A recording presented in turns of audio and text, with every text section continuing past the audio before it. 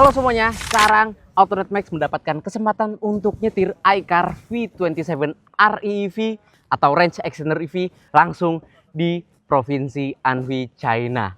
Gimana rasa berkendaranya? Ikutin terus videonya.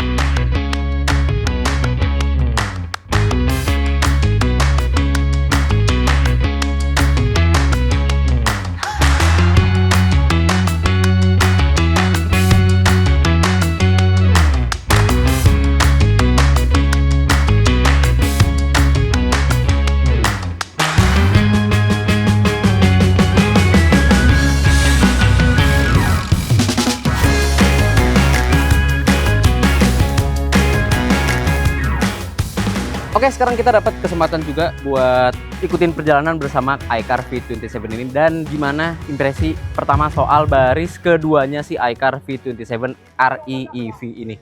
Yuk, kita masuk kabin baris kedua dari iCar V27 REEV. Dan ini untuk versi setir kiri ya. Sekarang warna interior warna coklat, paduan dual tone ya, coklat dan hitam. Jadi kesan toughness-nya juga kelihatan. Sekarang kita mau pakai seatbelt dulu karena udah mau jalan. Safety. Oke, lanjut lagi. Di bagian tengah sini kita dapat sirkulasi AC, walaupun nggak ada pengaturan temperatur atau pengaturan kecepatan anginnya. Tapi kita dapat heated seat buat kiri sama kanan, juga colokan Type C biar nggak rebutan penumpang kiri sama kanan. Tapi yang penumpang tengah jadi enak kiri untuk ngecas doang. Karena penumpang tengah ini enaknya udah dapat headrest dan seatbelt ya, udah 3 titik. Jadi nggak dianak tirin banget lah ya. Dapat armrest juga dengan 2 buah cup holder, bisa muat botol juga nih ya. Jadi tetap nyaman. Lalu di atasnya kita dapat speaker ternyata sama ambient lighting. Jadi ambient lighting nggak cuma di dashboard, nggak cuma di door trim baris pertama sama baris kedua, tapi juga di langit-langit dapat juga ambient lighting. Nih ya, ada emblem Pioneer di atas sini. Jadi speakernya banyak nih, mantep bener. Sekarang gimana buat yang tingginya kayak gua 164 cm naik di baris kedua iCar V27 REEV ini? Tentu karena dimensi mobilnya yang lebih besar daripada V23, kabin interior juga lega banget. Nih lihat ya, headroom ke atas, wah sangat-sangat lega banget ke atasnya. Terus legroomnya kita liatin, lega banget. Buat main kakinya juga lega banget. Jadi kita bisa main bola di kakinya sini ya, di floorboardnya. Asik banget. Plus karena walaupun iCar V27 ini ya udah berpenggerak all-wheel drive atau intelligent wheel drive, dia nggak ada tunnelingnya sama sekali. Karena dia nggak pakai gardan.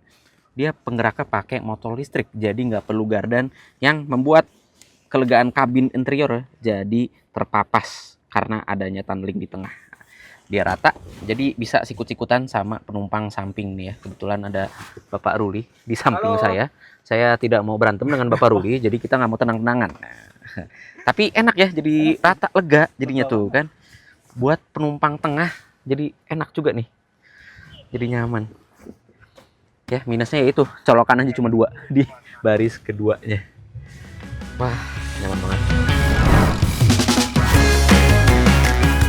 Nah, sekarang kita kondisinya lagi jalan di jalan raya Wuhu.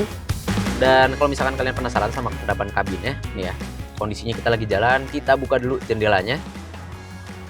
Suara angin, suara jalanan raya ya, ban menyentuh ke aspal, itu kedengeran dengan sangat jelas. Tapi kalau misalkan kita tutup kacanya,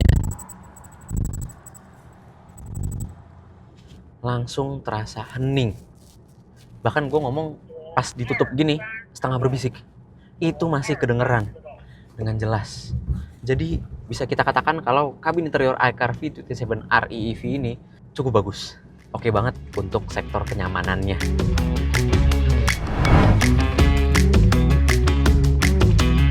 Oke, sekarang waktunya kita cobain iCar V27 REEV ini. Karena kita nyetir di Wuhu, China ya, setir kiri. So, gimana rasanya? Ayo kita coba. Oke, pertama impresi kita adalah dari segi visibilitas. Ini walaupun mobilnya besar ya, hampir 5 meteran, tapi ternyata visibilitasnya bagus banget. kita bisa ngelihat depan, belakang, kiri, kanan dengan sangat jelas. Dan spionnya itu lebar juga, luas pandangannya. Jadi sudut pandang kita bener-bener enak banget ngelihatnya, walaupun dimensi mobilnya besar. Itu dari segi visibilitasnya ya. Bahkan untuk ke kaca belakang aja, ini kaca tengahnya dia juga lebar dengan jendela belakang yang luas. Jadi visibilitas kita nggak kehalangin sama sekali. Oke, sekarang kita coba feel setirnya sendiri ya. Akurasinya bagus banget. Tuh. Rasa berbeloknya dari kiri ke kanan itu nyambung banget sama drivernya. Pun dengan pedal akselerasinya, karena ini penggeraknya listrik full, tidak digerakkan oleh mesin sama sekali, jadi dia responsif banget tuh. Enak, dan pengeremannya juga empuk. Kita bisa merasakan dengan halus secara progresif, mau ngerem secara mendadak ataupun secara nyaman ya. Jadi kita injek pelan-pelan biar ngeremnya nyaman, itu bisa kita takar dengan sangat baik untuk sektor pengeremannya ya. Jadi mobil sebongsor ini tapi tetap nyambung sama pengendaranya. Tapi itu di mode berkendara comfort. Sekarang kita coba di mode berkendara yang sport. Torsinya langsung berasa. Dan kebetulan yang kita coba ini adalah versi yang all-wheel drive atau biasa Chery sebut sebagai intelligent wheel drive. Jadi penggeraknya 4 roda. Dan sekarang kita belok dulu ya. Oh, sekarang kita coba akselerasinya, karena mobil ini dapat mengeluarkan tenaga sebesar 449 horsepower dengan torsi hingga 505 Nm di versi yang intelligent wheel drive ini. Mode sport kita tarik, responsif banget,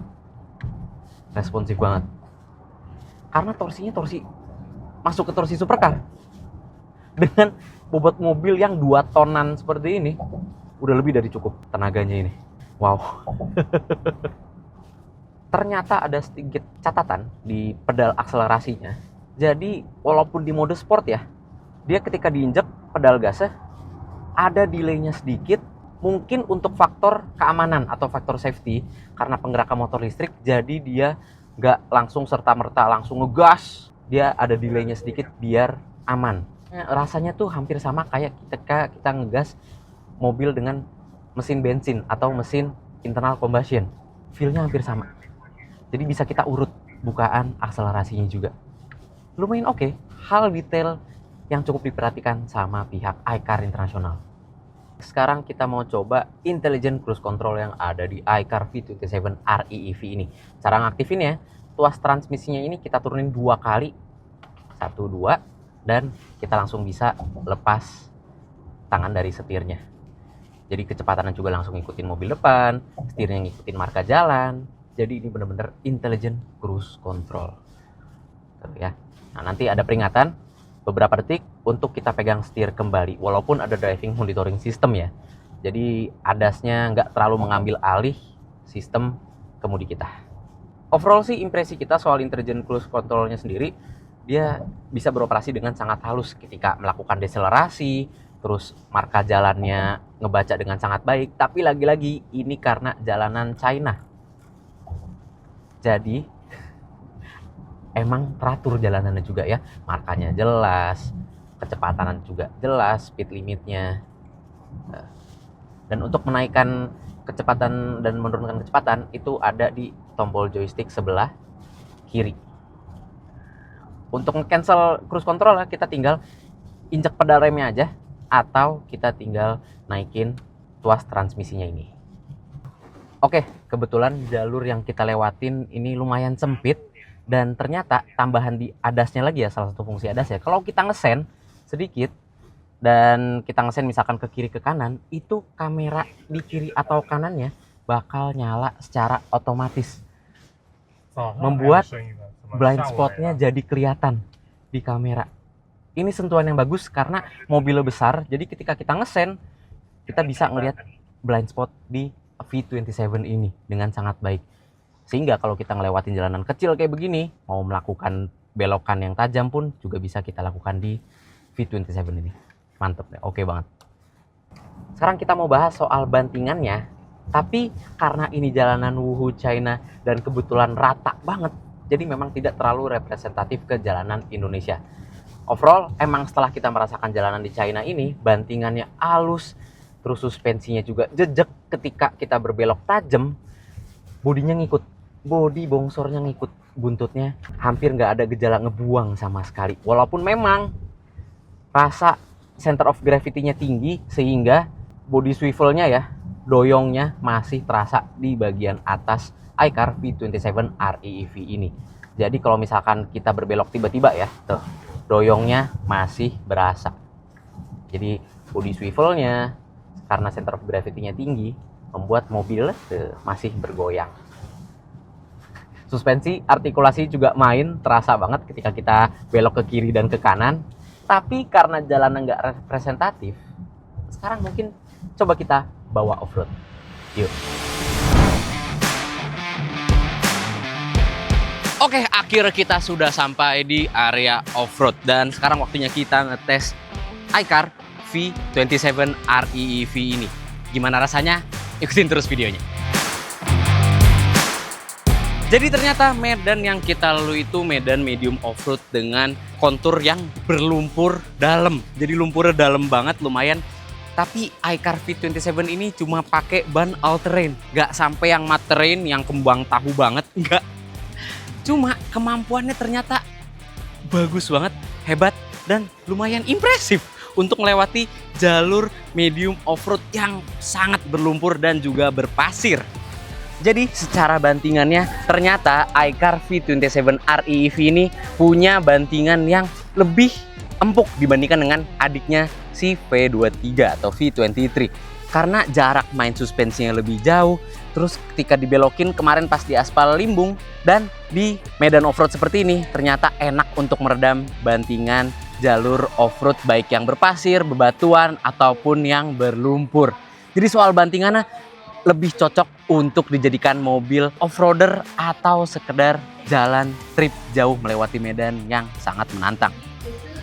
Bahas soal kemudinya sendiri, iCar V27 REEV ini punya steer feedback yang hampir sama dengan V23 atau V23, tapi dengan keakuratan dan rasa arah berkendara yang bisa kita takar dengan sangat baik, sehingga buntutnya nggak ngebuang-buang sama sekali. Kita ingetin lagi kalau misalkan V27 REEV ini punya sasis monokok, bukan leather frame. Jadi kita menekuk, meliuk-liuk di medan off-road, buntutnya tetap ngikut. Walaupun gejala limbung tetap terasa. Pun untuk distribusi tenaga keempat rodanya, karena iCar V27 REEV ini punya penggerak intelligent wheel drive atau all-wheel drive, ketika melewati medan off-road, distribusi tenaga ke roda depan maupun ke roda belakangnya sangat baik, sehingga ketika mobilnya udah oversteer atau understeer, dia intervensi biar gejala understeer atau oversteernya tidak terlalu parah. Jadi bener-bener mobil buat overlanding, buat ngelaluin medan medium off-road, light off-road, bahkan bisa ke heavy off-road ketika kalian menggunakan ban all terrain ataupun matte terrain yang udah kembangan tahunya gede-gede. Jadi itu dia impresi kita mengendarai iCar V27 REEV ini secara langsung di China. Untuk kapabilitas off-roadnya dan untuk perjalanan jalan raya jarak jauh, tentunya punya potensi yang sangat besar untuk dijual di Indonesia. Dan ternyata mobil ini akan meluncur di Gias 2026 mulai akhir bulan ini. Tinggal harganya mau berapa? Komentar aja di bawah. Jangan lupa subscribe, jangan lupa tekan lonceng untuk mengetahui video seru selanjutnya dari Autonet Max. Gue Bagas Satrio. Dadah.